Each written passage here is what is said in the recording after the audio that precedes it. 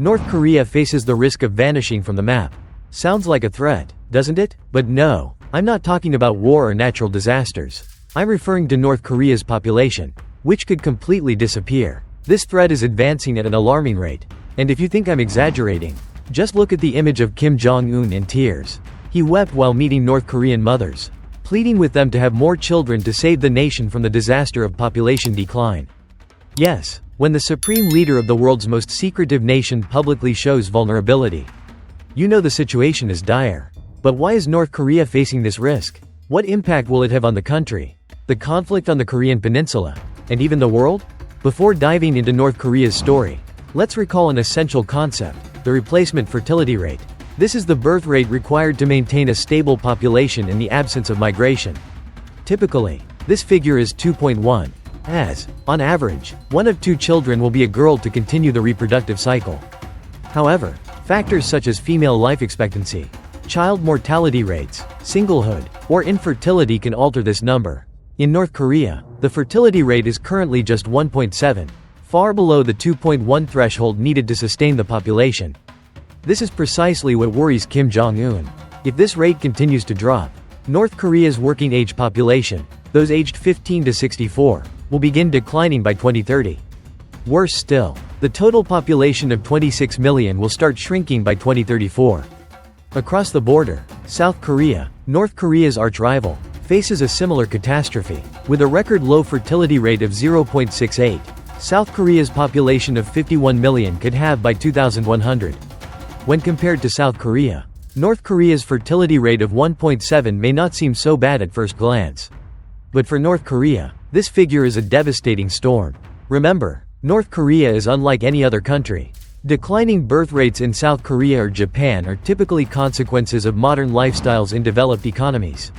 In such nations, people can control childbirth due to economic affluence, low mortality rates, and the financial burden of raising children, with skyrocketing education, housing, and childcare costs. But North Korea is entirely different. It's a poor country with a per capita income of just $1.217 in 2023. Among the lowest in the world. Yet it faces a population decline, a problem more commonly associated with wealthy nations. And this is a grave threat. In developed countries, labor shortages can often be mitigated with technology and automation. But North Korea doesn't have that option. Its labor-intensive economic model relies on human effort rather than machines. Worse still, as one of the most militarized nations in the world, a declining population means its war machine will lack the manpower to function.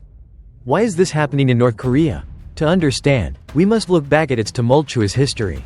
Before its division, the Korean peninsula was under Japan's brutal colonial rule from 1910 to 1945. With a total population of about 25 million in the 1940s. After Japan's defeat in World War II, the peninsula was split into 2 zones controlled by the Soviet Union and the United States.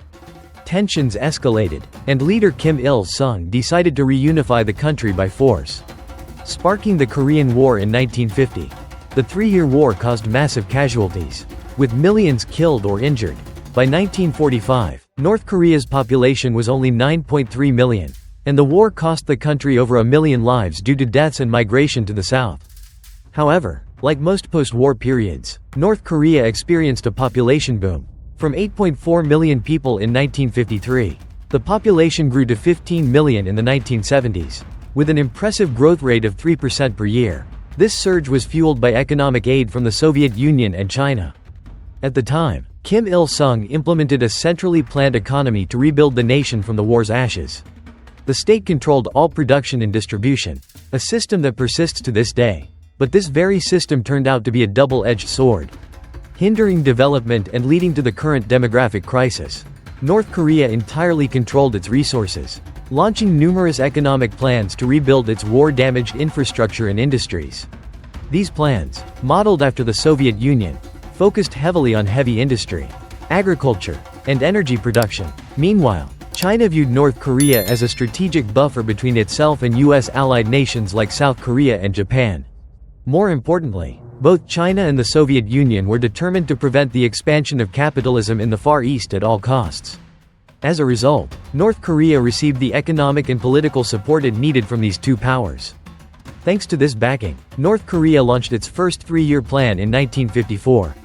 Prioritizing heavy industries like steel, machinery, mining, and chemicals, simultaneously, it aimed for self-sufficiency in agriculture and energy to support industrial growth.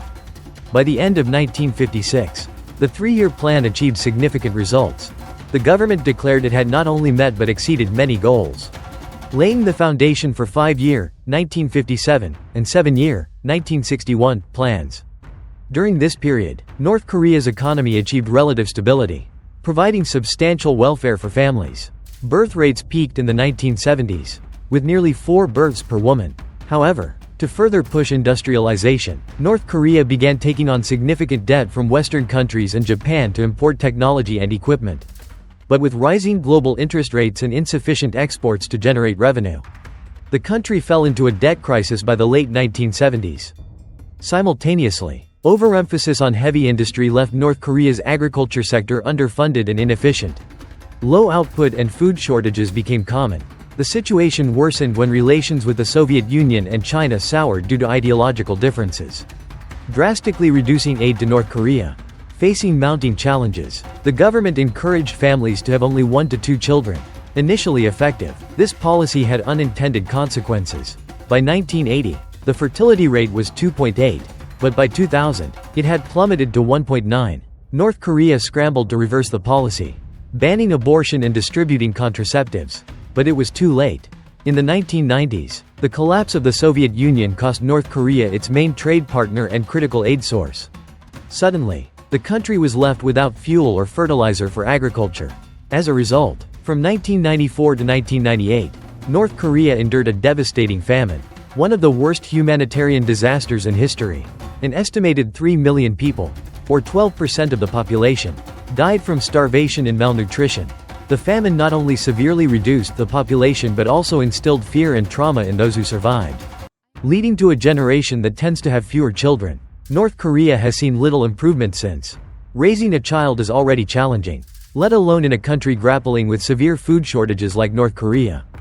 During the 1990s food crisis, women's roles in North Korean society changed profoundly. More women participated in informal economic activities to make ends meet, leading to a societal shift in norms around marriage and family. According to defectors and leaked information, young people, especially women, are marrying later and increasingly prioritizing careers or personal lives over starting families. In a struggling economy, the healthcare system further exacerbates the problem. Although North Korea's constitution promises free healthcare, the country lacks resources and is surrounded by international sanctions. The underdeveloped healthcare system, with insufficient basic facilities and trained professionals, leaves many unable to access necessary services. High mortality rates from malnutrition and preventable diseases are a clear outcome. Economic sanctions also worsen food shortages, driving fertility rates even lower. Moreover, North Korea prioritizes its military budget over education, healthcare, and social welfare, neglecting basic services. Another critical factor is defection. Many North Koreans have fled the country, primarily to South Korea or China, although the number decreased during the COVID-19 pandemic due to tighter border controls. In 2023, South Korea reported nearly triple the number of defectors. These defectors, mostly of reproductive and working age, further deplete North Korea's population while placing significant pressure on receiving nations. For South Korea, a sudden influx of defectors could lead to serious repercussions, from economic disruptions to social service strains. Furthermore, the declining population directly impacts North Korea's military strength. With 1.3 million soldiers, or 5% of its population, North Korea's military may struggle to maintain its size, quality, and effectiveness amid population decline. The question remains, with a shrinking population and persistent poverty, can Kim Jong-un maintain his grip on power? And if the Kim dynasty collapses, what would the power vacuum mean for the region and the world?